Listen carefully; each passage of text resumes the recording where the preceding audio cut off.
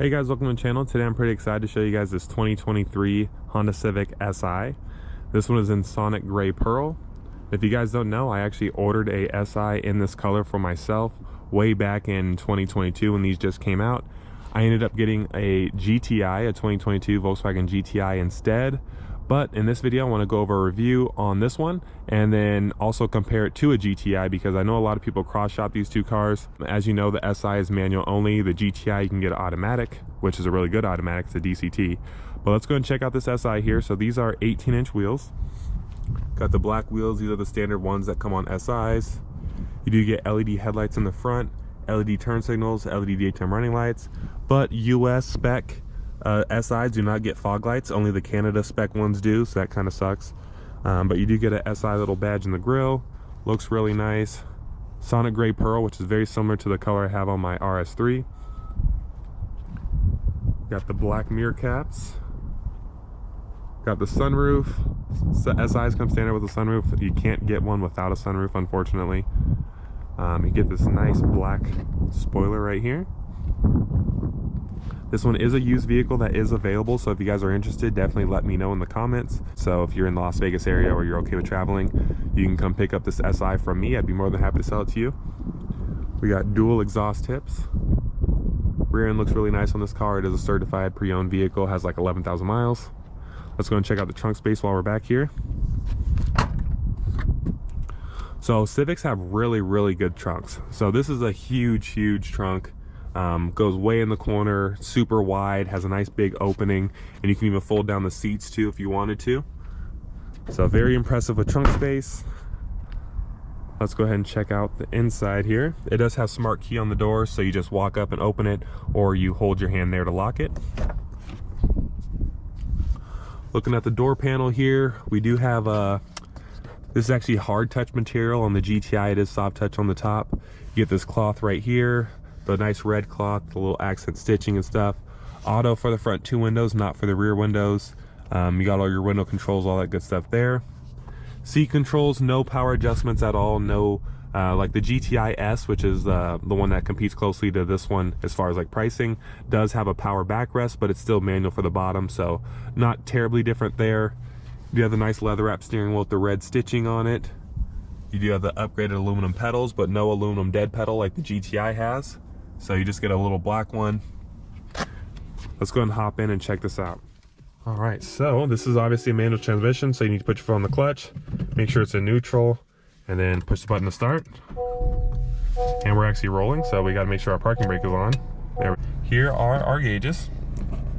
So we got the tachometer, the speedometer. Oh, gotta turn that down there. The speedometer goes up to 160. I think the GTI goes up to 180. You see this one has 12,914 miles on it. We got the little display right here in the corner, which you can control from the steering wheel buttons right here. It's actually really low on gas, so we're gonna go get gas in it as well. We have 0 miles to empty, so hopefully you don't run out of gas here. But you can scroll through the different trips info right there. You can go through all kinds of different stuff in the corner there. Hopefully you guys can see that. All kinds of stuff. G meter, let's put that on there for now. On this side, we have our driver assist technology over here. So you can turn on the lane departure and all that stuff right here. Blind spot monitor, collision braking. That's all your driver assist tech, which is over here. This is your gauge control, your traction control. To turn it off once, you have to hold it, and then it turns it off. To turn it off all the way, there's like a sequence you have to go through, which I don't know the sequence right now, so I'm not gonna go over that. It does have adaptive cruise control, lane centering assist, just like the GTI had. Steering wheel feels good. It's not a flat bottom like the GTI, but it does still feel really good. It's a little bit hard. The GTI is a little softer, and the leather feels a little bit nicer on the GTI. But again, this one is pre-owned, so maybe it's just because it needs to be cleaned or something. Here's our interior design. Has a nice interior design. It looks nice and simple. Nothing crazy. You see we got our SI seats, the sunroof right here. Interior lights are LED, so that's kind of nice. Let's see about these ones. That's a standard bulb. Then I don't know if they have a bulb in the glove box or not. The GTI had LEDs everywhere. No bulb in the glove box. So, you know, you do get something when you do pay the little extra to get the GTI over this one. You got your 2 USB ports down here, your climate controls. It's only single zone. The GTI was also single zone. This one doesn't have any sort of like ambient lighting though. The GTI does. Storage space in the middle seems a little bit deeper on this one than the GTI, and the cup holders are maybe a little bit bigger, but it is very similar inside. We got our drive modes over here. So we have sport, individual, and normal. So you can go through those different settings there. We'll put in normal for now. We got the auto hold, which GTI actually doesn't have, believe it or not. Let's go ahead and check out the back seat real quick. All right, so I have the seat adjusted to where it's comfortable for me to drive. I do sit up a little bit closer when I'm in a manual transmission vehicle, just so I have more control over the pedals and stuff. Back seat doesn't even have like the nice shiny trim right here. It is a little bit bare bones, doesn't have cloth right here either. It is very basic. This is really hard. The seats look very basic in the back as well, but you do have a fold down center armrest right here. No air vents, no USBs. So my GTI had air vents in the back, and it also had 2 USBs. And this carpet feels even cheaper than the GTI's carpet. Like, this carpet is like pretty cheap. But again, it's a $29,000 vehicle, brand new, MSRP, so you can't expect too much, but there is a lot of legroom. All right, guys, this is a 1.5 liter turbocharged 4-cylinder, makes 200 horsepower. And you see it does still have a hood prop. It does not have a hood strut, but the GTI also has a hood prop for the 2022 and newer, the Mark 8 generation. But very simple engine, lots of room to work around it. You can do some upgrades and stuff on this one as well. I know a lot of people, this one already has a PRL intake on it, you guys can see there. So very customizable engine, but just only makes 200 horsepower. The GTI makes 241, which is way more than this one. And then as I was getting back in here, just want to make mention, the GTI has gloss black for these. This is flat black, and it looks kind of, I don't know, it looks really worn and kind of cheap looking.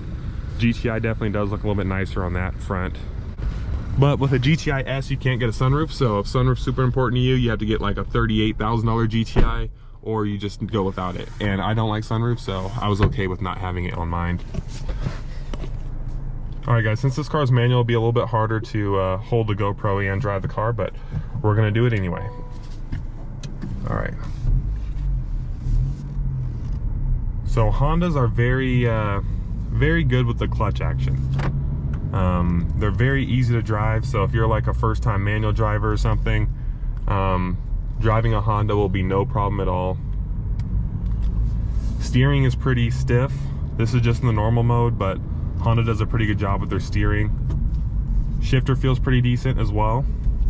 We'll go into that a little bit more once we get on the road here. We got to go put gas in this thing.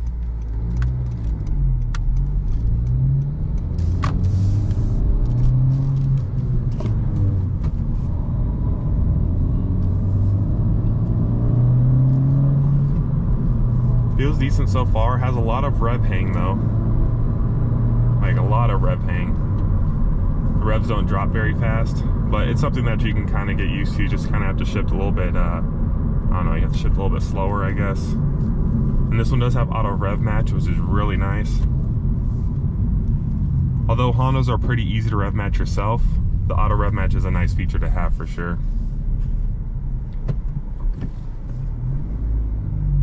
Very nice, easy clutch action. And you hear a little bit of exhaust note. Obviously it's not super loud, but you hear a little bit of exhaust. Just a little bit more than your regular Honda Civic. I do like the steering though. It does feel pretty solid for sure.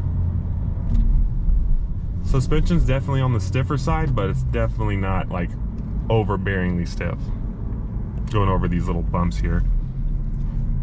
But it's a sports car, you know, or a sporty car, so it makes sense for the suspension to be a little stiffer.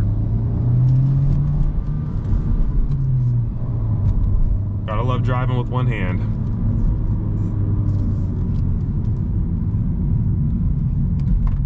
All right, we're gonna get some gas in this one, then get back on the road. In case you guys are curious, shows on here 87 minimum and 91 recommended. So if you're a cheapskate and you want to use 87 octane, you can. It won't have any issue with the vehicle. And as you guys can see here, with just 5 gallons of gas, we already have a half a tank. And then if we look over here to the range and fuel, 140 miles. Obviously the MPG is not rated the best when it's on the lot. Obviously it's just being moved around. it's not being driven like on the highway or anything, but not bad.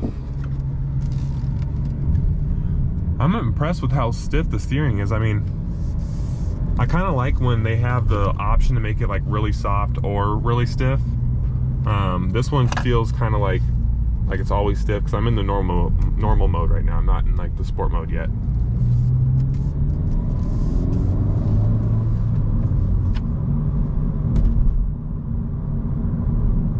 All right, let's go ahead and put ourselves in sport mode. So now we're in sport. Just a quick little button. Wow, steering is even stiffer now. Wow, that's really heavy steering.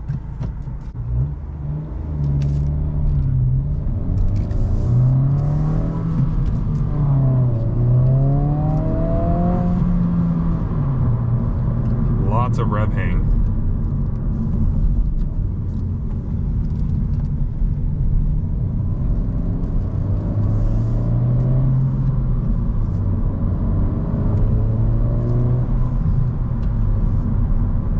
Now, as far as the power is concerned, is it fast? No, but it is fun. And if this is going to be your daily driver, which is what I originally intended it to be before I got my GTI, this is plenty enough power for a daily driver. You know, it's not super fast, but you can get out of your own way. You're getting great gas mileage. You know, it's a Honda, so it's going to hold value pretty well. It's going to most likely be reliable. So I can definitely see the appeal for this car, which is why, you know, I originally ordered one. But honestly, in my personal opinion, spend the extra 2-3 grand, get yourself a GTI S, and it's going to be so much faster. It's going to feel like such a much more like higher quality vehicle, because this feels like, you know, a cheap Honda Civic.